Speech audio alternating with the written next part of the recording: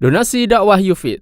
Yuk berikan amal jariah terbaik Anda untuk dakwah dan pendidikan Islam.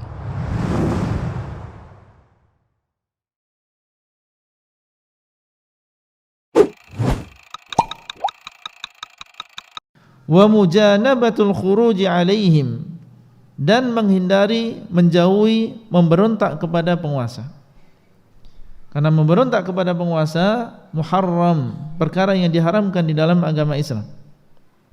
Ya, agama Islam menyuruh kita untuk mendengar dan taat kepada penguasa. Usikum bitaqwallah wa sam'i wa ta'ah wa in ta'ammaru alaikum abdun habashi.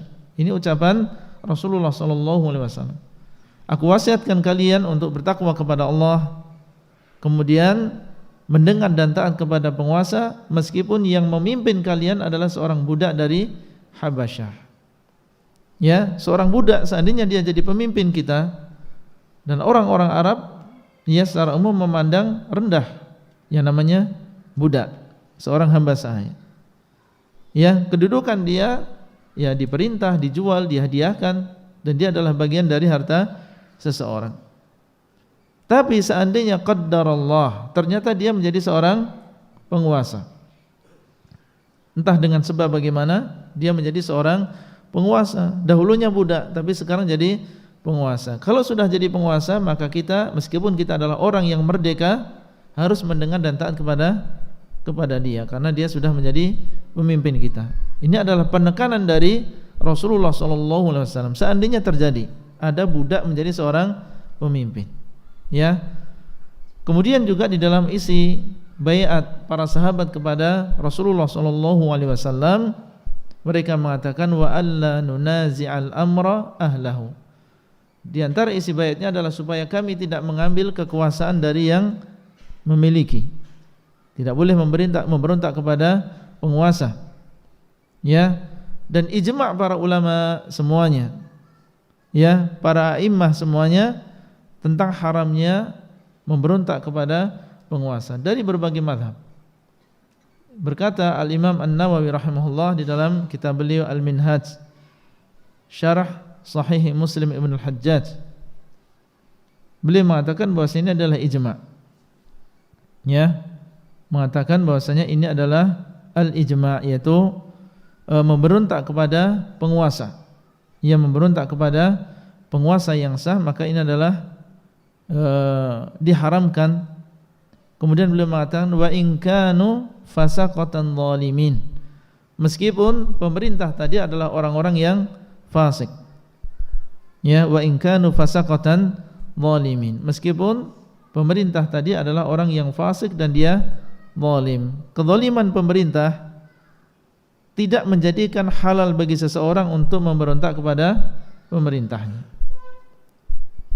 Kefasikan pemerintah juga demikian, tidak menjadikan kita boleh dan halal untuk memberontak kepada pemerintah. Dan ini adalah petunjuk Rasulullah SAW. Di dalam sebuah hadis beliau mengatakan wa in daraba dhahrak wa akhadha malak, ya, fasma' wa ati'. Meskipun dia mengambil hartamu, meskipun dia memukul punggungmu, maka dengarkanlah dan taatilah. Dan memukul punggung termasuk apa? Kezaliman. Mengambil harta orang juga termasuk apa? Kezaliman. Maka beliau mengatakan fasma' wa ati', maka adalah engkau mendengar dan taat. Menunjukkan kezaliman penguasa.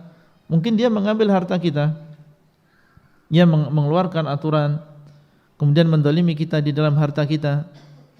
Tidak boleh menjadikan kita kemudian menjadi alasan memberontak kepada penguasa, mengatakan pemerintah kita zalim, pemerintah kita semena-mena dan seterusnya, maka kita harus mengambil hak kita.